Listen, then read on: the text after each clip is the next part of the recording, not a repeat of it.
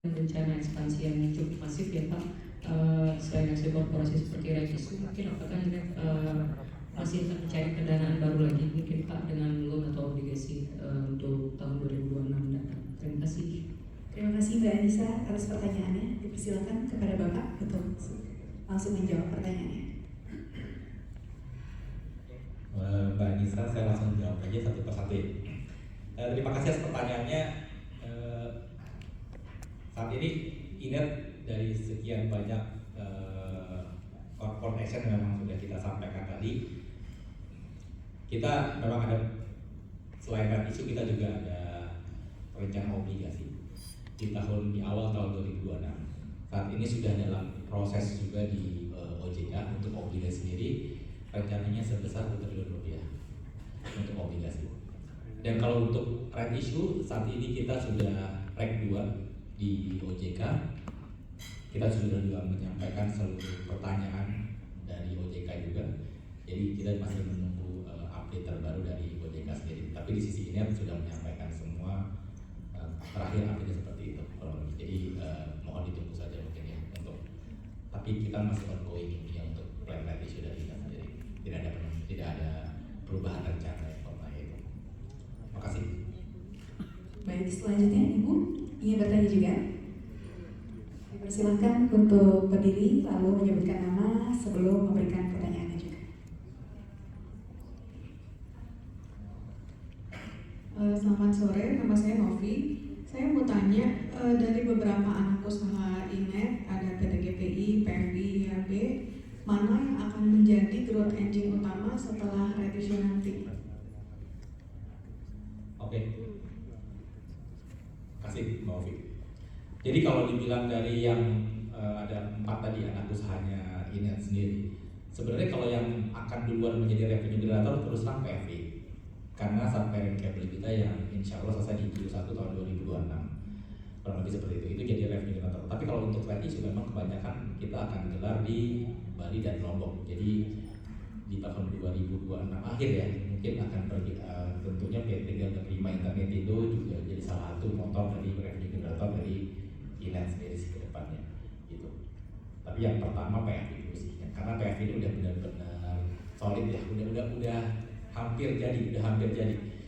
Ini juga udah menurut saya sudah 70% lebih lah ya, kurang lebih dari Q1 insya Allah udah selesai langsung ke revenue generator. Karena sebenarnya customer kita juga udah udah pre-booking ya untuk jaringan submarine cable kita. Kayak bulan lalu kita sempat ada event di beberapa wilayah Indonesia, itu aja dari kita udah dapat lebih dari 700 giga ya kurang lebih ya, yang udah 1,5 tera yang sudah pre-book ke jaringan kita dari total sisa kapasitas 10 tera. Karena kan kita punya 20 tera, tapi 10 tera kan sudah ada yang off take ya, dari udah ada yang kontrak, jadi tinggal punya 10 tera dan 10 tera lagi kita belum launching, udah 1,5 tera udah pre-book. Jadi emang ini yang lagi kita kejar banget untuk jadi revenue generator 2020 sebenarnya PFI dulu. Karena untuk kilar jaringan di Bali Lombok juga sebesar itu akan lebih take time. Mungkin untuk mencapai 2 juta rumah ini akan makan waktu 2-3 tahun untuk benar-benar seluruh ke depannya seperti itu.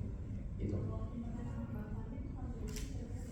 Internet bangsa ini gini, potensi revenue-nya sekitar 270 ribu rupiah, tinggal motor ya, 270 ribu rupiah dikali 2 juta.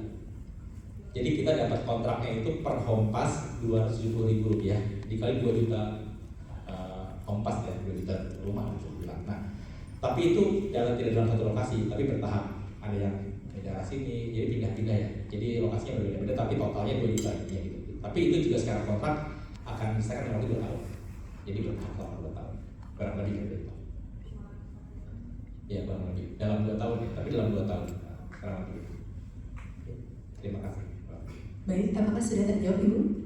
Baik, terima kasih Bapak Muhammad Arif. Selanjutnya kita juga akan membacakan pertanyaan dari teman-teman online yang sudah ada. Pertanyaannya dari Bapak Daniel. Selain layanan inti saat ini, bagaimana Inet merencanakan diversifikasi portofolio layanan, terutama yang bernilai tambah tinggi, seperti managed security service atau layanan cloud yang terintegrasi untuk mempertahankan pertumbuhan margin, dan apa strategi mitigasi risiko kunci perusahaan terhadap gangguan infrastruktur besar, misalnya kabel laut, atau ancaman keamanan cyber yang dapat mempengaruhi ketersediaan layanan kepada mitra ISP, Bapak?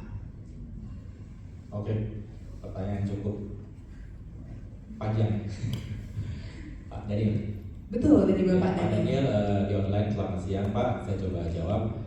Yang pertama saya coba jawab satu persatu ya.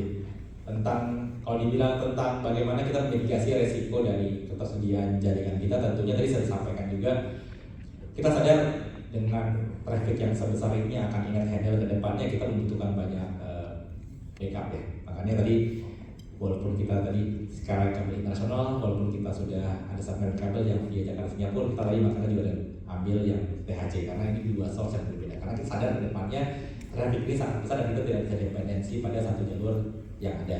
Kalau di backbone lokal, kita tentunya ada kerjasama strategik dengan salah satu provider besar juga. Tapi di luar itu sebenarnya kita ada beberapa juga jaringan menggunakan kabel yang beda betul. Jadi secara even kabel laut kita yang kembali itu jadi dua jalur, satu lewat atas, satu lewat bagian bawah sedikit. Jadi sebenarnya secara garis besar kita sudah merencanakan beberapa proteksi untuk mensecure jaringan-jaringan kita ke depannya.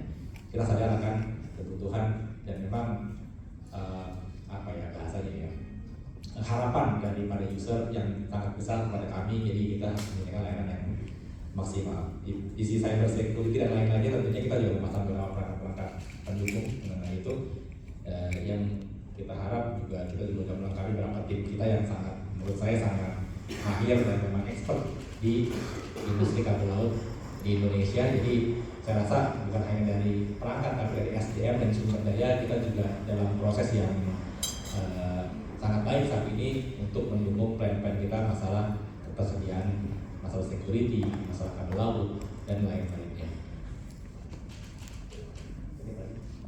Oh, masalah tadi kalau kita diversifikasi masalah bisnis, saat ini terus terang Inet sebagai penyelenggara infrastruktur tetap fokus pada penyediaan jaringan infrastruktur dulu di Indonesia. Kita melihat potensi infrastruktur digital ini masih sangat besar dan kebutuhannya masih sangat potensial. Jadi kita juga melihat kita fokus infrastruktur dulu. Nanti kalau ada layanan lain seperti mungkin cloud services dan lain-lainnya, itu merupakan layanan turunan yang akan ujungnya menurut saya akan lewat dari infrastruktur sendiri. Jadi mendingan sekarang Inet tetap fokus ke infrastruktur, kemudian kita bekerja sama dengan layanan cloud atau layanan lainnya. Kita bisa berpartner dan open juga untuk bermitra dengan siapapun yang menyediakan layanan tersebut. Jadi tidak harus Inet sendiri sebenarnya, mudah kita bisa multi partnership dengan berbagai macam penyedia lainnya. Karena ya tadi hemat saya paling penting infrastruktur dulu, karena kalau ada infrastruktur mau layanan cloud, mau layanan apapun, dan itu nggak ada gunanya juga. Jadi kurang lebih seperti itu. Itu aja mungkin.